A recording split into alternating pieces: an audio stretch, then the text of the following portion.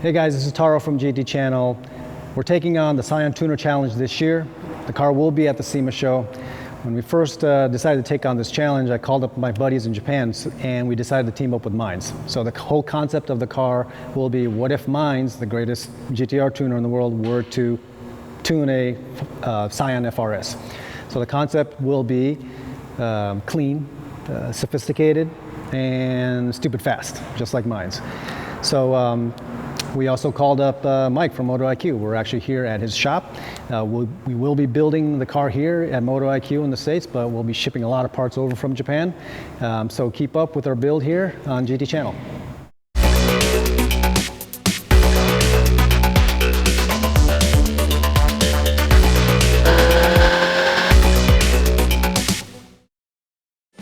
Hey, it's day one of Scion Tuner Challenge. We are here at MotoIQ's headquarter factory here. I'm here with Mike Kojima, MotoIQ chief, and Howard, the man from Techno Square. Mike, what are we going to do today? What do we have here?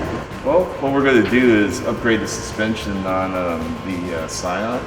We're going to go way into it more than most people because I guess we're kind of famous for doing our handling stuff, right? Mm-hmm. So we have a full complement of stuff from KW and Whiteline to install in the car. We're going beyond just the normal coilovers. We're going to be doing all the bushings and doing stuff to fix the geometry stuff on this car. Okay, so not just looks, but we're going for full performance here on this car.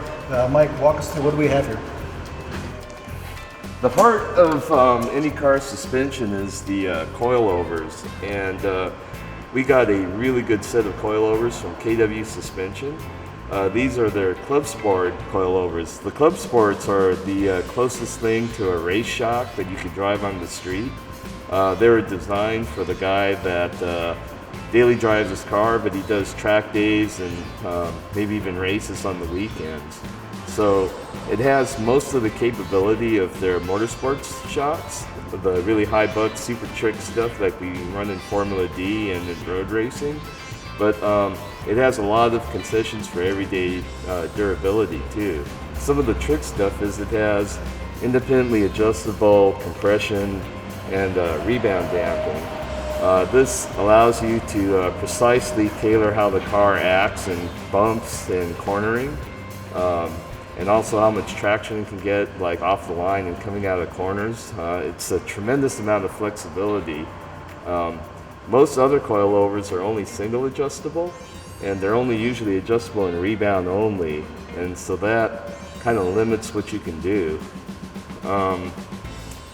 Some of the cool things about these is they have a lot of concessions for daily durability. Like coilovers, probably a lot of you have gotten your adjusting collars stuck, and then you're kind of screwed from corrosion. Well, KW, they make their shock body out of stainless steel, and there's no way this is going to corrode, not even in salty winters on the East Coast. They also have a non-corroding stainless adjustable collar that's covered with a self-lubricating plastic, so there's no way this sucker's sticking. Some of the other cool things is we have an adjustable camber plate where you can adjust the camber up and top, but unlike a typical camber plate, this is a fully sealed unit. It's hard to see here, but you have full rubber seals, top and bottom.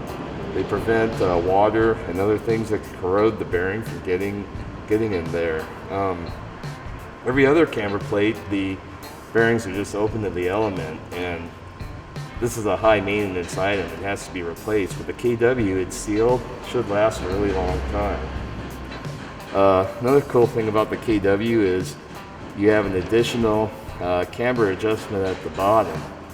This enables you to use the top adjustment to do things like set the kingpin inclination angle, so you can set your scrub radius, but you can still set your camber at the bottom. So, like I said, these things have a tremendous amount of flexibility, and you can set the car up really good for daily driving comfort, or even going on the track with our compound tires. It's really cool, and in my opinion, this is probably one of the best coilovers you can get for the money. Great stuff, and really streetable even. One of the next things is the stock FR-S suspension. Yeah, it is pretty adjustable, but the range of adjustability is really limited. So when we lower the car, we can't get rid of all the toe and the negative camber that we gained. So to fix that, we got this trick billet lower control arm from Whiteline. This thing's machined out of 6061 billet, CNC machine, pocketed out to get rid of the excess weight. Has a lot of adjustment range and urethane bearings. What's really cool is it has this adjuster where you can like adjust the camber by only turning this one bolt. Like we have right hand and left hand threads. Like a lot of other adjustable arms, you have to actually undo the arm, spin this thing around, and then put it back. But this thing, you can keep everything bolted together and adjust the camber just from one point like that. Super cool and super quick. The other thing is we have this Whiteline adjustable toe link. You know, like the lower arm, it's made out of billet aircraft aluminum. Nice, strong, and stiff. Has right and left hand threads so you can adjust the toe just by turning this. And it has urethane bushings that reduce flex. This is a great part also.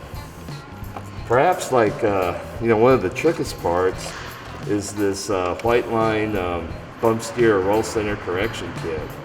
Now this is a part that guys, when they really lower their cars, totally overlook. When you lower a car, especially one with McPherson strut front suspension, the roll center, and that's the point in space that the car rolls around, gets really low as the car drops. Now the distance between the roll center location and the center of gravity is a lever arm that actually allows the car to roll more. So you might be lowering your car, but you're actually increasing the amount of force to roll the car over in the turn. So even though you're dropping the CG through lowering, you're still increasing you could still be increasing the amount of body roll. Another thing that's bad is when you really lower a McPherson strut car, the geometry gets to the point where you actually get positive camber under roll, and positive camber does not lay down a good tire contact patch. This Whiteline kit relocates the lower control arm so it's in the same position as stock even when the car is lowered a lot. It also keeps the roll center in about the stock location in a car that's lowered a lot. Now what this does is it reduces the distance between the roll center and the center of gravity, so there's less lever arm to roll the car in the corner. And it also keeps the car from rolling into negative camber. It also has these tie rod ends, and they put the tie rods in the correct position so bump steer is reduced. Bump steer is when you hit a bump and the tires point in different directions and the steering wheel is pointed. Now if you put the tie rods in the correct position, this problem can be minimized. So this Whiteline kit actually makes a really huge difference, and it's something that's overlooked by a lot of guys when they fix up their cars. Really important part. What we have here is some polyurethane bushings. Now when you look at the floor, we have a whole bunch of these polyurethane bushings. These are all Whiteline parts. And basically what we're doing is we're replacing just about every bushing in the whole car with polyurethane. The stock factory stuff is rubber, and it's designed to be soft, squishy, and compliant, so you have a nice, smooth, quiet ride. But that's really bad for handling. The rubber allows the suspension to have the tires point in the wrong direction. Camber could be wrong, toe could be wrong, right into the highest cornering load, all when you need it the most. So we'll get rid of all the squishy rubber with the Whiteline polyurethane. The Whiteline polyurethane is pretty cool because it's formulated not to squeak, and it is formulated to be more elastic than typical polyurethane, so it should have a longer life. We're going to be replacing every suspension pickup point with polyurethane, all the cross member mounts with polyurethane, and all the differential mounts. We'll also be replacing the tranny mounts. So one of the problems the FR-S has when you hop it up for more power is it gets wheel hop. A lot of the wheel hop is because of all the rubber and the differential subframe moving back and forth. So this will get rid of wheel hop. It'll prevent the tranny from like healing over when you like shift really quick, and that'll help shifting under load. I guess the final thing I forgot is this strut tower brace. Now, chassis stiffness is always important because if the chassis flexes, then your suspension tuning doesn't work as well. You want the chassis to be stiff, so most of the work is done by the suspension, not by the chassis bending. You can tune the suspension, but you can't tune the chassis. This is a Whiteline strut tower brace, and it augments the stock tower to firewall braces that the car comes with. It's strong, light, even looks kind of good. Step one, good suspension.